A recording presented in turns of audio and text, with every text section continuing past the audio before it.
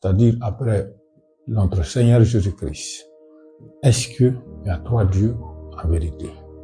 Alors, nous disons que c'est faux. Il n'y a pas 3 dieux, c'est-à-dire 3 divinités, pied d'égal. Non, il n'y a qu'un seul Dieu, comme le Seigneur lui-même nous dit, écoute Israël. La première des choses à faire là, à connaître aussi, c'est qu'il y a un seul Dieu. Le Seigneur, notre Dieu, est l'unique. Et maintenant, lorsque le Seigneur est unique, ça veut dire que tu dois lui l'adorer, lui et lui seul. Alors, d'où vient la question de la Trinité ou bien de 3 dieux, Dieu le Père, Fils et le Dieu le Saint-Esprit? Alors, donc, nous voudrons donner un exemple. Nous n'avons qu'un seul Dieu. Et ce Dieu, c'est le Père créateur. Pourquoi Père? Parce que de lui vient toute chose. Alors, ce Dieu a créé tout l'univers. Maintenant, il a créé par sa parole.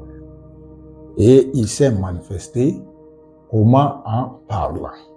Et cette parole vient de son intérieur, et c'est cette parole-là qui nous révèle à nous qui sommes humains.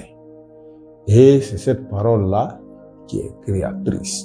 C'est pourquoi cette parole-là, dans Jean 1, dit que la parole était au commencement, elle était avec Dieu, et la parole-là même était Dieu, parce qu'elle vient de l'intérieur de Dieu. Et cette parole a pris chair, et elle a habité parmi les hommes, plein de grâce.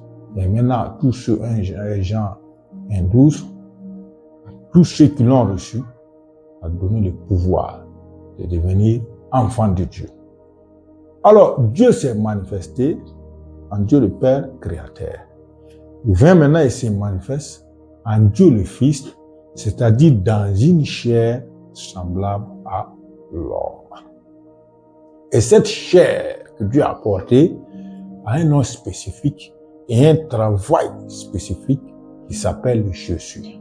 Jésus qui signifie sauveur. Sauveur de quoi? De l'humanité. Parce que Jésus est venu. Il est venu pour toi te sauver, moi me sauver. Et alors c'est pourquoi son nom est typiquement donné sauveur. En hébreu c'est Yeshua, en arabe c'est Yahshua, en grec là c'est Jesus. Alors maintenant, puisque Jésus lui-même dit, il est avantageux que je m'en aille. Si je ne pars pas, le Saint-Esprit ne viendra pas. C'est-à-dire qu'il y a une autre manifestation du travail du Père créateur. Il s'est manifesté en tant que sauveur. Et là, il dit, j'ai envoyé mon Fils en lui donnant un corps. Et en Jean 14, 8, 9, celui qui m'a vu là, a vu le Père. Donc, ne pas que je suis dans le Père et le Père en moi. Donc, aucun exemple dans ce monde ne peut bien illustrer cela. Et alors, le Père dans le Fils et le Fils dans le Père. Ça veut dire que l'action que Dieu est en train de mener est une action de récupération de ce qu'il avait donné à Adam. Il est venu et il va faire la rédemption, va sauver l'humanité par la chair qui lui-même s'est offerte. Et c'est Dieu qui était dans le corps de Jésus-Christ. C'est pourquoi il dit, moi et le Père là, nous sommes un. Jean 10, 30. Alors lorsque tu vois cela, ça veut dire qu'il n'y a pas 2 personnes. Quand il dit, c'est moi-même qui parle. Alors, le Saint-Esprit, c'est celui dans lequel le Père se manifeste en étant dans chaque croyant jusqu'à la fin du monde. Et c'est pourquoi nous parlons du Père, du Fils et du Saint-Esprit. C'est leur action. C'est l'action d'une personne, mais en 3 manières, en 3 manifestations différentes. Prenons le cas du président. Il est président de la République. Il est chef de l'État. Il est époux d'une femme, père de quelques enfants et même fils d'une autre personne.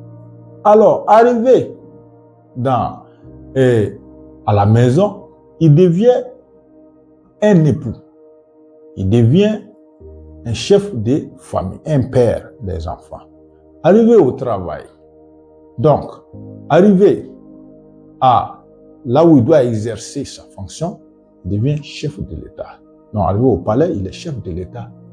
Mais maintenant, quand il va à la mairie, par exemple, on ne le reçoit pas comme chef de l'État. Même si on le reçoit comme chef de l'État, c'est bien, mais on le reçoit, par exemple, s'il veut se marier, comme un citoyen venant se marier. Donc, ce sont les responsabilités, les rôles qui changent. Et c'est pourquoi quand Jean le Baptiste, il a encouragé Jésus, il dit, c'est moi qui dois être baptisé par toi. Et mais toi, tu viens à moi. Jésus lui dit, il est bon que nous accomplissions ainsi la volonté du Père. C'est-à-dire, là où tu es aujourd'hui, tu fais ces choses-là. Chacun a sa place. Chacun a sa place. Quand Dieu quitte le ciel et vient sur la terre, il obéit.